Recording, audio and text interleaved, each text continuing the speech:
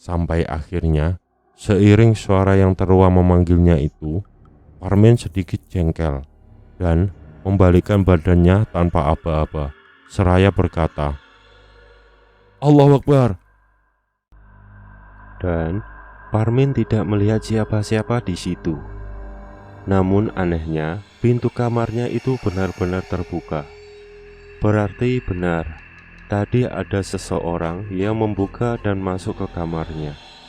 Parmin pun sedikit merasa kesal dengan gangguan ini. Kemudian ia berkata, "Nek arep ngetok sisan," kata Parmin dengan jengkel, menantang sesosok yang mengganggunya itu. Ia pun kembali merebah di ranjangnya dengan rasa takut yang berusaha ia sembunyikan. Dan pintu kamarnya pun perlahan tertutup kembali dengan sendirinya, diiringi angin kencang yang menerpa tubuh Parmin. Ia meringkuk lagi di ranjang dan bersembunyi di balik selimutnya. Kejadian malam kemarin pun terulang kembali dengan lebih nyata. "Mas, aku ning kene, Mas." Suara itu muncul lagi dan berlanjut dengan selimut Parmin yang terbuka dengan sendirinya. Mata Parmin terbelalak saat melihat sosok Sumirah yang kini berdiri tersenyum di depannya. Lampu yang remang membuat wajah sosok itu tak jelas. Yang terlihat hanya bajunya yang putih lusuh dengan tangan yang menghadap ke depan, seakan ingin memeluk Parmin. "Ampun, ojo yo, ojo," kata Parmin seraya memundurkan posisinya. Ia kembali menarik selimutnya. Parmin menangis dan berdoa, meski nyatanya kini sosok Sumirah mendekat dan meraba-rabanya dari balik selimut. Terlihat bayang-bayang wajah dan tangan yang semakin membuat Parmin rasanya hampir mati ketakutan. "Mas, Mas, ayo melu aku," kata sosok itu dengan nada berbisik dan diakhiri dengan tawa yang serak dan memekik. Parmin pun membuka selimutnya sambil berkata, "Ojo ganggu aku," kata Parmin seraya membuka matanya dengan perlahan, dan sosok itu pun lenyap. Parmin segera beranjak dari tempat tidur dan berlari menuju kamar ibunya. Namun belum sampai ke kamar ibunya, langkahnya terhenti karena ada sosok yang tengah berdiri di atas meja di ruang tengahnya. Kali ini wajahnya terlihat dengan jelas. Sosok itu tertawa seraya berkata, "Rasa wedi, Mas." Seketika itu pandangan Parmin menjadi gelap dan langsung tak sadarkan diri. Sampai ia terbangun keesokan harinya di tempat yang sama. Sang ibu terlihat keheranan mengapa Parmin tidur di lantai seperti itu. Tubuhnya panas, sepertinya ia mengalami demam. Parmin terlihat diam, tak menjawab pertanyaan dari ibunya, hingga ia dibawa masuk ke kamarnya lagi. Ibunya tentu khawatir dan memanggil adiknya kembali, yaitu Paman Semo. Setelah sang paman datang dan melihat keadaan Parmin, beliau pun berujar bahwa ini tidak baik-baik saja. Makhluk itu belum benar-benar pergi. Sang paman segera menyarankan kakaknya untuk memanggil Pak Kaum, sebutan untuk tokoh yang sering memimpin acara keagamaan di desa tersebut. Selain sebagai tokoh agama, beliau ini juga dikenal sebagai orang pintar yang cukup terkenal di daerah ini. Singkat cerita, datanglah Pak Kaum di rumah Parmin. Terlihat Parmin yang terbaring di atas ranjangnya. "Astagfirullahaladzim," kata Pak Kaum seraya mendekat ke ranjang Parmin, dan beliau pun memegang jempol kaki Parmin sambil membaca doa. Seketika itu mata Parmin terbuka. Tubuhnya menggelinjang, memberontak seperti kesakitan.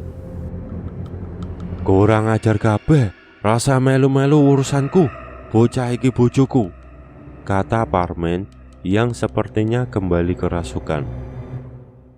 Sopo sing ning raga iki, tulung metuwa, alamu ora ning kene, kata Pak Kaum yang masih memegang jempol kaki Parmen.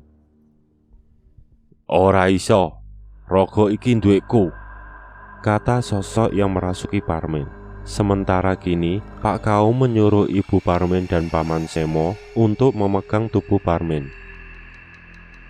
Metuwo, kata Pak Kaum yang kini memegang kepala Parmen. Ia mengerang kesakitan dan sosok yang merasuki Parmen pun keluar. Kini ia terlihat lemas untuk beberapa saat. Karena setelah itu, Parmen langsung menangis memeluk ibu dan pamannya. Ia terlihat sangat bingung dan ketakutan. Sadurunge awak dhewe kudu ngerti sebab musababe lan saka ngendi asale. Lelembut mau ora bakal lunga, kata Pak Kaum memotong. Dan sang ibu, paman, serta Pak Kaum pun mulai menanyai sedikit demi sedikit kepada Parmen. Bagaimana ia bertemu dan apa yang sudah Parmen lakukan. Namun Parmen tak tahu pasti. Yang ia ingat adalah di sore itu ia bertemu dan melempar senyum kepada seorang wanita yang ternyata adalah Sum Kunti ini di wilayah hutan pinus Sigrowo. Kenapa Parmen harus melempar senyum kepada lelembut itu? Tanya mereka bertiga kepada Parmen. Yang alasan masuk akalnya adalah Parmen memang tidak tahu kalau itu adalah lelembut, dan waktu itu memang Parmen yang tersenyum terlebih dahulu. Jadi, menurut analisa dari Pak Kaum, mungkin senyuman dari Parmen itulah yang membuat Sum Kunti terpikat. Dari mana Sum Kunti berasal, kini sudah diketahui oleh Pak Kaum, Ibu, dan Paman Semo. Kini tinggal penyebabnya yang masih semu.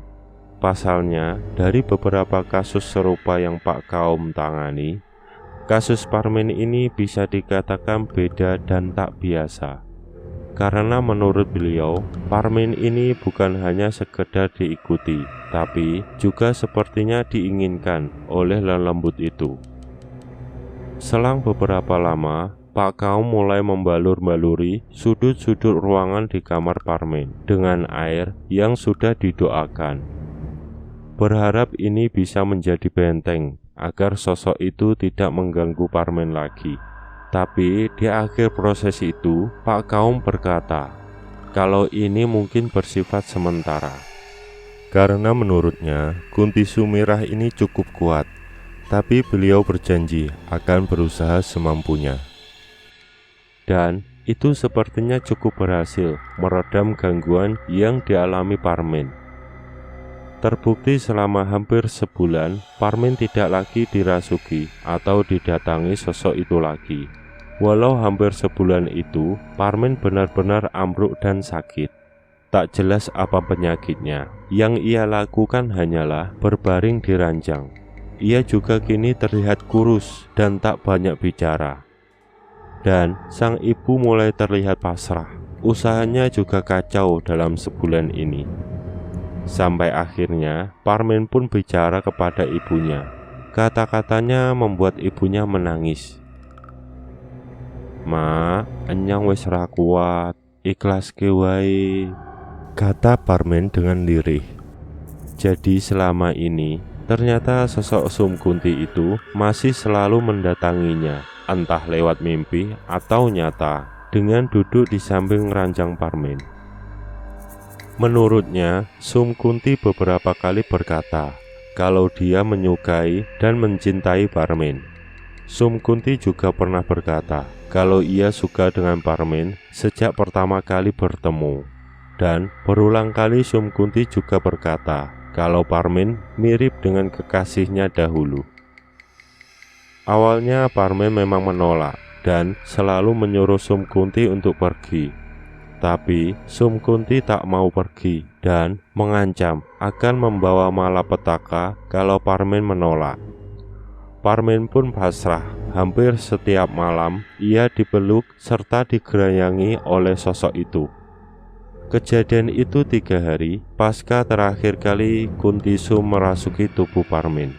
Dan puncaknya adalah semalam, yaitu malam sebelum ia bercerita kepada ibunya. Malam itu seperti biasa, Parmin terbaring lemah di ranjangnya. Matanya terpejam, tapi sebenarnya ia tak tidur. Sejak kedatangan Sum Kunti, Parmin hampir lupa kapan ia terakhir kali tidur dengan nyenyak. Ia membuka matanya untuk melihat jam yang sudah menunjukkan pukul 12:30 dini hari, dan kembali memejamkan matanya. Tubuhnya lelah, tapi ia tak benar-benar terlelap. Tak selang beberapa lama, angin berhembus perlahan, meniupkan bau wangi bunga yang entah bunga apa, entah melati, kamboja, atau kenanga. Yang jelas, ini adalah pertanda kehadiran Sum Kunti di kamarnya. Parmin mulai bersiap menata nafasnya. Nampaknya ia mulai membiasakan diri dengan kehadiran Sum Kunti, meski ia selalu tak berani menatapnya. Mas. Sapaan khas dari Sum Kunti. Parmin sempat membuka matanya sebentar dan melihat sosok itu sudah ada di depannya. Selimut yang menutupi tubuhnya hingga dada, kini Parmin naikkan hingga menutup kepalanya. Parmin hanya terdiam, menata nafasnya. Ia tak berdoa, karena menurutnya selama ini, Sum Kunti seperti tak mempan dengan doa-doa yang diucapkan Parmin. Mas, kata Sum Kunti seraya membuka selimut Parmin dengan perlahan. Parmin terdiam dan tetap menutup matanya. Ia pun mulai digerayangi dan dipeluk dari sisi samping. Inilah yang biasa dilakukan Sum Kunti kepada Parmin setiap malamnya. Sampai akhirnya, untuk pertama kalinya, Sum Kunti mulai naik dan duduk di atas tubuh Parmin. Ia tak bisa bergerak, dada Parmin mulai digerayangi. Sum Kunti juga mendekat wajahnya ke wajah Parmin. Meski matanya masih terpejam, Parmin mengaku tetap melihat Sum Kunti dalam pikirannya. Sosok itu pun perlahan mulai menggoyang-goyangkan tubuhnya yang masih menindih Parmin sambil tertawa lirih dan memanggil-manggil Parmin dengan sebutan Mas. Sembari terus menggoyangkan tubuhnya, sosok Sum Kunti membekap mulut Parmin dan membuat Parmin membuka matanya. Sum Kunti pun berkata, "Bali nang Sigrowong jo Mas, rabi karo aku," kata Sum Kunti sambil mengikik. Parmin yang mulai sulit bernafas akhirnya memberontak, menggerak-gerakkan kepala dan tubuhnya. Meski awalnya sangat sulit, namun akhirnya Parmin berhasil menghentakkan tubuhnya, hingga sosok Sum Kunti pun menghilang. Posisi Parmin setengah duduk kali ini, keringatnya bercucuran. Rasa takutnya ini benar-benar memuncak dan tak tergambarkan. Entah apa alasan Sum Kunti berkata seperti itu, sambil membekap mulutnya. Yang jelas saat itu, Parmin merasa Sum Kunti ingin membunuhnya. Ia meraih tasbih yang sempat terjatuh di dekat kolong tempat tidurnya, dan berzikir dengan sekujur tubuhnya yang gemetar. Parmin benar-benar tak tidur atau sekedar memejamkan matanya setelahnya. Ia terus berzikir sembari menangis. "Iso edan aku nek koyok ngene terus," kata Parmin dalam hati. Parmin pun terjaga hingga keesokan harinya. Ia bercerita tentang semua ini kepada ibunya. Ibunya yang mendengar itu tentu menangis dan meminta Parmin untuk tidak menyerah. Parmin adalah harta satu-satunya bagi ibunya. Akhirnya Pak Kaum dan Paman Semo pun dipanggil. Sesampainya di sana, sang ibu mulai menceritakan cerita Parmin tadi. Paman Semo dan Pak Kaum kaget keheranan. "Ora main-main iki," kata Pak Kaum dan sang paman. Jadi asumsi Pak Kaum tempo hari memang tidak meleset, bahwa Parmen tidak hanya diikuti tapi juga diinginkan. Akan berbeda cerita jika malam itu Parmen tidak memberontak dan mengiyakan ajakan Sum Kunti. Menurut Paman Semo dan Pak Kaum, ajakan menikah dari Sum Kunti akan berimbas pada dua hal bila itu terjadi. 1. Jiwa Parmen akan dibawa ke alam lain dan Parmen berubah menjadi gila. Dan yang kedua, Parmen akan mati dan jiwanya moksa ke alam lain dan benar-benar menikah dengan Sum Kunti. Untuk kasus ini Pak Kaum dan sang paman lebih condong ke imbas yang kedua, dilihat dari Sum Kunti yang membekap mulut Parmen semalam. Bukan serta-merta Sum Kunti yang membunuh dengan tangannya, tapi yang Sum Kunti lakukan adalah membuat Parmen terpojok dan putus asa, lalu mengakhiri hidupnya sendiri atau bunuh diri. Terbukti dari awal mula Parmen membuka pembicaraan dengan ibunya dengan berkata, "Ma, anyang wis ra kuat, ikhlas ke wae." Itu adalah salah satu wujud keputusasaan yang berhasil ditanamkan oleh Sum Kunti. Menurut Pak Kaum, di sini kalau hanya diruqyah sepertinya kurang bisa mengatasi. Karena penglihatan Pak Kaum berkata, kalau Sum Kunti tidak berada di rumah ini, ia hanya akan datang di setiap malam untuk menteror Parmen dan akan kembali lagi ke tempat asalnya, menunggu Parmen semakin putus asa dan mengakhiri hidupnya. Tak ada kehadiran Parmen dalam pembicaraan ini karena ia masih terbaring lemas di kamarnya. Setelah obrolan yang cukup panjang, Pak Kaum, sang paman, dan sang ibu pun masuk ke dalam kamar Parmen.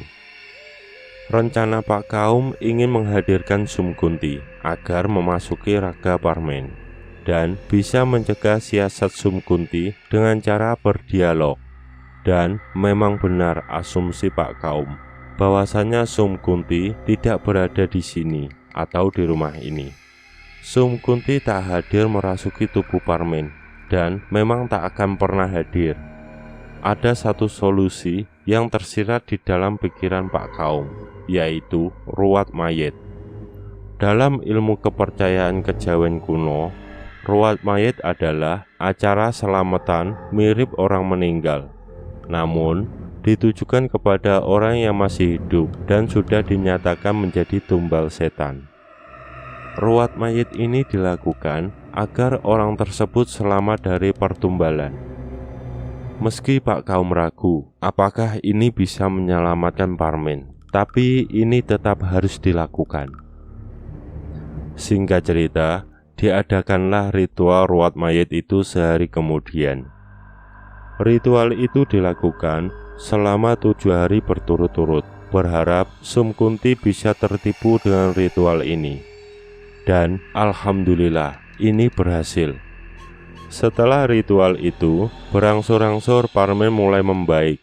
Tubuhnya yang sempat menjadi kurus mulai berisi seperti waktu dulu sebelum Parmen bertemu dengan Sum Kunti. Parmen pun mulai bekerja membantu ibunya lagi, walau itu tetap menyisakan setitik trauma. Selama bertahun-tahun, Parmen tak berani melewati jalan itu lagi. Jalan di mana pertama kali ia bertemu dengan kuntilanak Sum itu. Hingga cerita ini ditulis, Parmen masih sehat dan bahagia dengan anak istrinya, begitu juga dengan ibunya. Semoga beliau-beliau selalu diiringi keberkahan dalam hidupnya.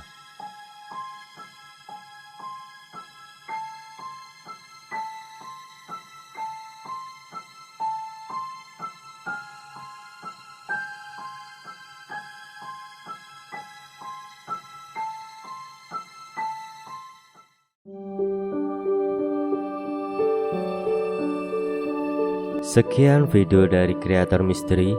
Semoga dari kisah ini bisa menjadi pelajaran buat kita semua. Nantikan cerita selanjutnya yang tak kalah horornya. Dan jangan lupa untuk dukung terus channel kreator misteri dengan cara klik tombol subscribe, like, komen, dan share. Saya Bang Aceh mohon undur diri. Wassalamualaikum warahmatullahi wabarakatuh. Salam misteri.